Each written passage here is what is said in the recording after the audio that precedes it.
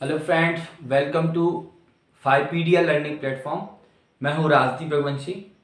आज हम इस वीडियो में भारत के प्रमुख राज्य, उनसे लगने वाले अंतर्राष्ट्रीय देश, उनकी सीमा और कुछ प्रमुख जलीय एवं स्थलीय सीमाओं का अध्ययन करेंगे।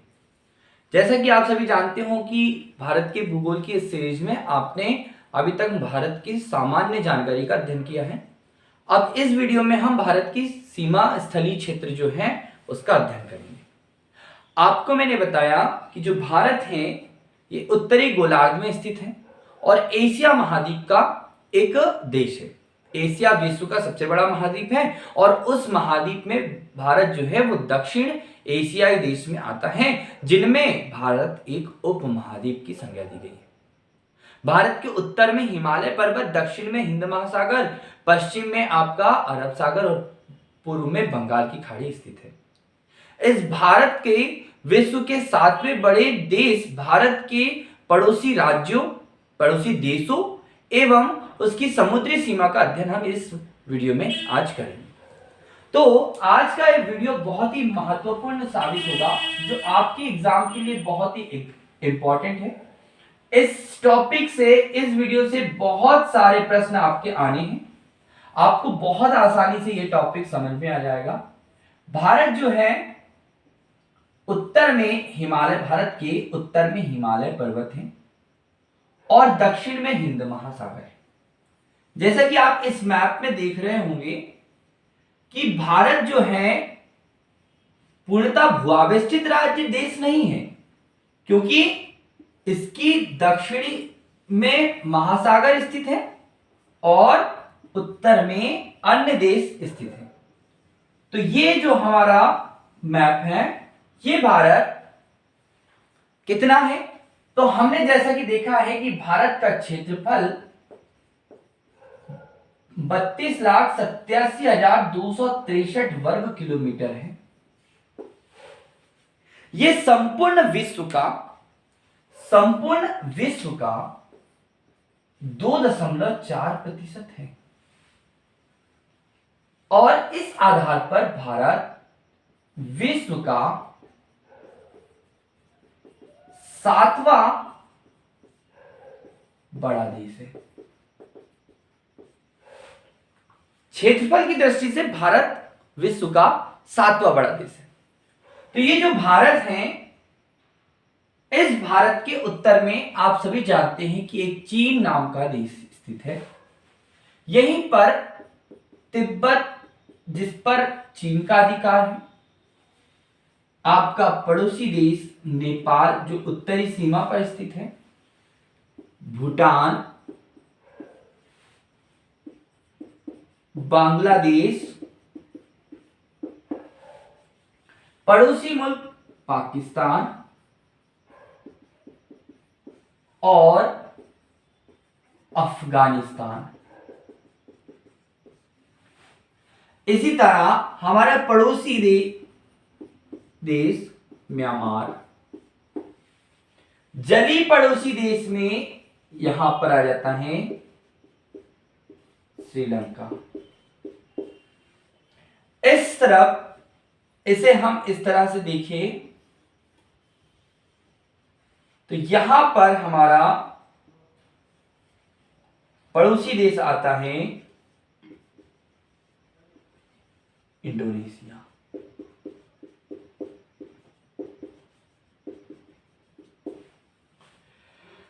इस वाले सागर को अरब सागर कहते हैं। इस वाले सागर को बंगाल की खाड़ी कहते हैं। इसके दक्षिण में हिंद महासागर स्थित है, जो विश्व का एकमात्र सागर ऐसा है जो भारत के नाम पर ही रखा गया है। जैसे भारत के दक्षिण में, हिंदुस्तान के दक्षिण में है, इसलिए इसे हिंद महासागर कहते हैं। ये वाला जो भाग है इसे हम खंबात की खाड़ी कहते हैं।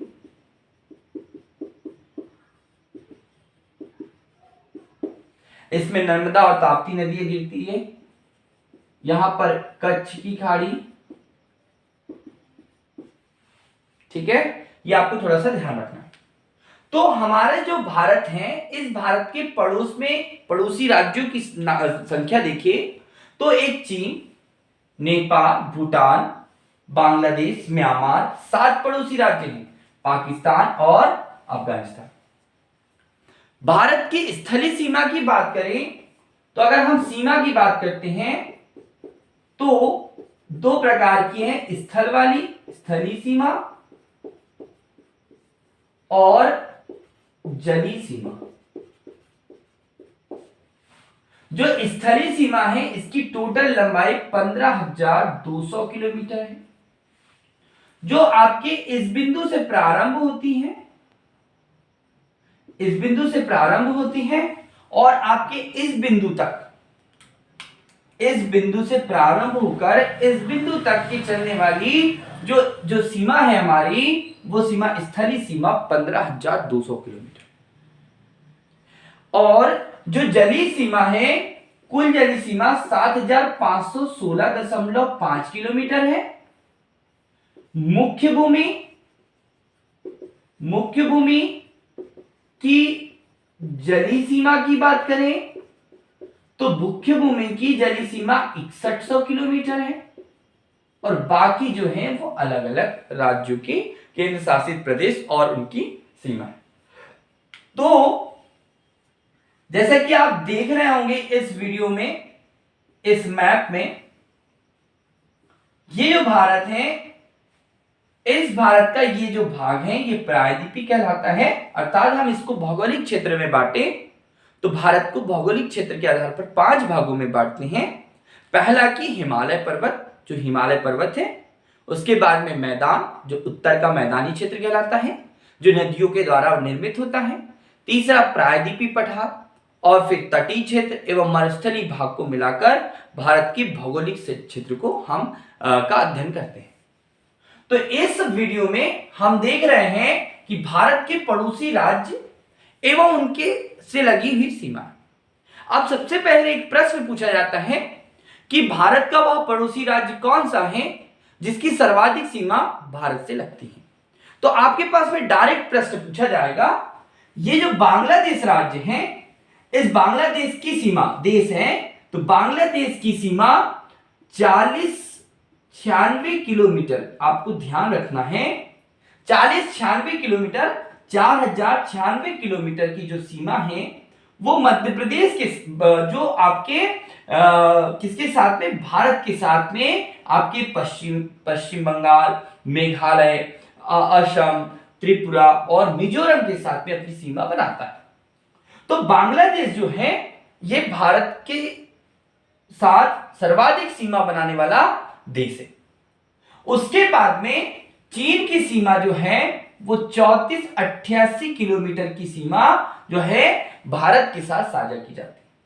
ये जो चीन की सीमा है भारत के लद्दाख, हिमाचल प्रदेश, उत्तराखंड, सिक्किम और अरुणाचल प्रदेश के साथ में अपनी सीमा साझा करता है। चीन के बाद में हमारे पास में तीसरे नंबर पर सबसे ज्यादा सीमा शेयर करने वाला क्या है, तो आपका 23 किलोमीटर,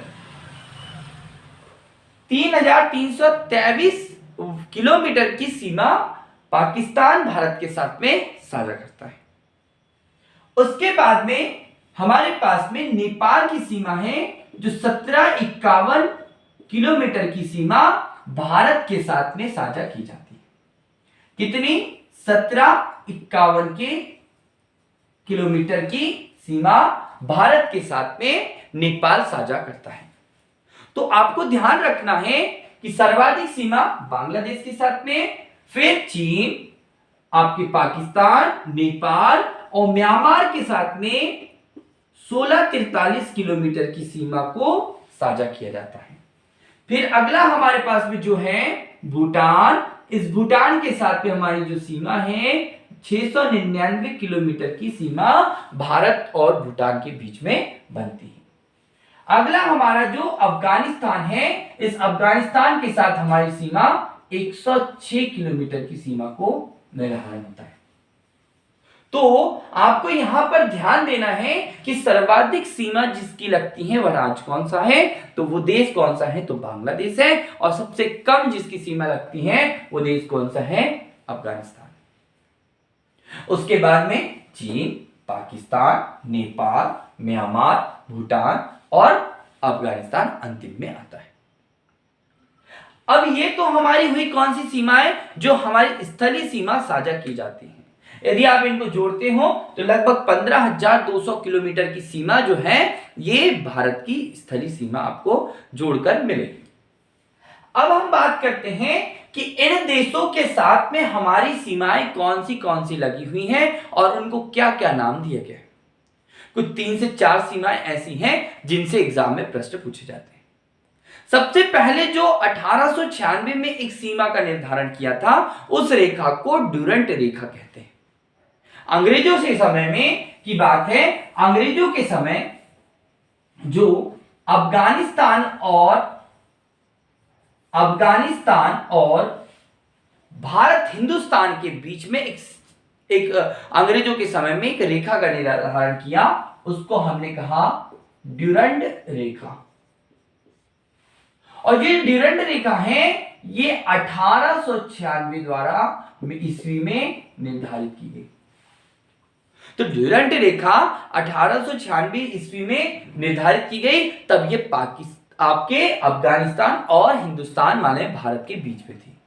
लेकिन जैसे ही 15 अगस्त को भारत आजाद हुआ अंग्रेजों से, तो भारत विभाजन के बाद यह सीमा अफगानिस्तान और पाकिस्तान के हिस्से में चली गई। तो अब प्रश्न आता है कि ड्यूरंट रेखा किन दो देशों के बीच में है, तो आपको याद रखना है कि पाकिस्तान और अफगानिस्तान के बीच में ड्यूरंट रेखा आपको देखने को मिलती है। आगे चलते हैं। जब हमने आजादी हुई तो विभाजन के समय कुछ रेखा का बॉर्डर नियंत्रण रेखा या बॉर्डर निर्धारण रेखाएं बनाई गई, समितियां बनाई गई। तो एक रेड क्लिफ रेखा का निर्धारण किया गया। इस वाली रेखा को हम क्या कहेंगे, रेड क्लिफ रेखा। तो जो रेड क्लिफ रेखा है, तो रेड क्लिफ रेखा जो है, ये रेड क्लिफ रेखा का निर्धारण 1947 में किया। कब किया गया, 1947 में। ठीक है, विभाजन के बाद में इसका निर्धारण किया। विभाजन के समय ही तय कर दिया गया कि भारत से अब विभाजन होगा तो भारत के कौन से प्रांत ऐसे हैं जो हिंदुस्तान के, जो पाकिस्तान में जाएंगे। तो ये सीमा का निर्धारण किया गया रेड क्लिफ। जब पाकिस्तान का निर्धारण हुआ, पाकिस्तान अलग देश बना, तब बांग्लादेश भी अलग देश बना था। इसे हम पूर्वी पाकिस्तान कहते थे। तो इसके बीच की रेखा को भी हम रेड क्लिफ रेखा के नाम से जानते हैं। पर उससे इंपॉर्टेंट अभी एक और रेखा आ रही है जिनको चीन के साथ में मैकमोहन रेखा कहते हैं। और जो मैकमोहन रेखा है, इसका निर्धारण वर्ष 1914 में शिमला समझौता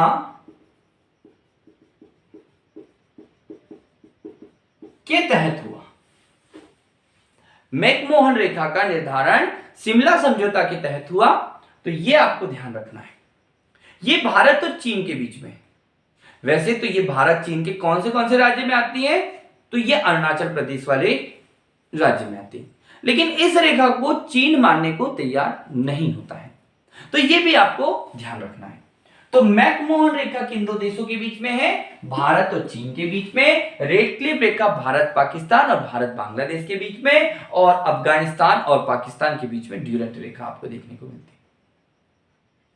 अब हम बात करते हैं कि इस भारतीय भूभाग के जलीय सीमाओं को भी देखते हैं। तो इस भाग जो, जैसा कि मैंने आपको लास्ट वीडियो में बताया था कि जो भारत के बीचों बीच से एक रेखा गुजरती है, वो रेखा का नाम है कर्क रेखा।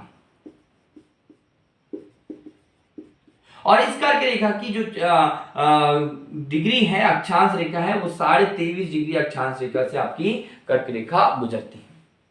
तो जो कर्क रेखा है, इस कर्क रेखा से एग्जाम में प्रश्न आता है कि ये कितने राज्यों से गुजरती है। तो कर्क रेखा आपको याद रखना है कि ये 8 राज्यों से होकर गुजरती है। तो आपका जो अक्षांशीय और देशांतरीय स्थिति को देखें अक्षांशी और देशांतरी विस्तार, अक्षांशी एवं देशांतरीय विस्तार। तो उसमें हम देखते हैं कि 8 डिग्री 4 मिनट से 37 डिग्री 6 मिनट और 68 डिग्री 9 मिनट से 92 डिग्री 97 डिग्री 25 मिनट, यहां पर ये 32 डिग्री 6 मिनट आएगा। तो 8 डिग्री 4 मिनट से 32 डिग्री 6 मिनट और 78 से, ये आपको ध्यान रखना है। तो अब यहां पर क्या हो रहा है कि इसका अक्षांशीय विस्तार में अगर हम नीचे की ओर जा रहे हैं तो हमारा एक बिंदु आता है जिसको हम कहते हैं कैप केमोरी। जो हम ऊपर जा रहे हैं 32 डिग्री 6 मिनट पे, तो इसको हम कहते हैं आपके क्या, इंदिरा कॉल। और जो हमने बताया कि बंगाल की खाड़ी में कुछ द्वीप समूह स्थित है, बंगाल की खाड़ी में कुछ द्वीप समूह स्थित है जिनको हम कहते हैं अंडमान एवं निकोबार, अंडमान एवं निकोबार द्वीप समूह। और ये द्वीप समूह आपस में 10 डिग्री चैनल से अलग होते हैं। कितने डिग्री चैनल से? 10 डिग्री चैनल से। जब हम भौगोलिक स्थिति पढ़ेंगे तो इन द्वीपों को अलग से पढ़ेंगे। तो आज हम यहीं तक के देखेंगे कि जब 8 डिग्री चैनल जो होता है वो किन दो द्वीपों के बीच में है। 8 डिग्री चैनल, जैसे कि मैं आपको एक बार यहां से बता दूं, इसमें छोटा सा मैप बनाकर आपको समझाने का प्रयास करता हूं। 8 डिग्री चैनल जो है वो ये वाला चैनल है और 6 डिग्री चैनल आपका यहां पर है। जो अंडमान निकोबार द्वीप समूह है उसका एक अंतिम द्वीप समूह है जिसको हम कहते हैं ग्रेट निकोबार। इस ग्रेट निकोबार पर भारत का दक्षिणतम बिंदु इंदिरा पॉइंट है। दक्षिणतम बिंदु, क्या नाम दे रहे हैं बेटा हम? दक्षिणतम बिंदु 6 डिग्री 4 मिनट पे, जबकि 8 डिग्री यहां पर है 8 डिग्री 4 मिनट। तो 8 डिग्री और इस 8 डिग्री के से अलग होता है मिनिकाय और मालदीव। तो एग्जाम में आपसे प्रश्न पूछा जा सकता है कि 8 डिग्री चैनल किस किस को अलग करता है? तो मिनिकाय एवं मालदीव, ठीक है, मालदीव के बीच में एक 8 डिग्री चैनल है। 9 डिग्री चैनल की बात करें तो 9 डिग्री चैनल मिनिकाय एवं लक्षद्वीप के बीच में।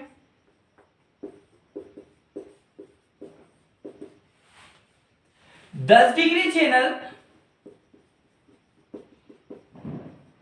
अंडमान एवं निकोबार द्वीप समूह के बीच में है।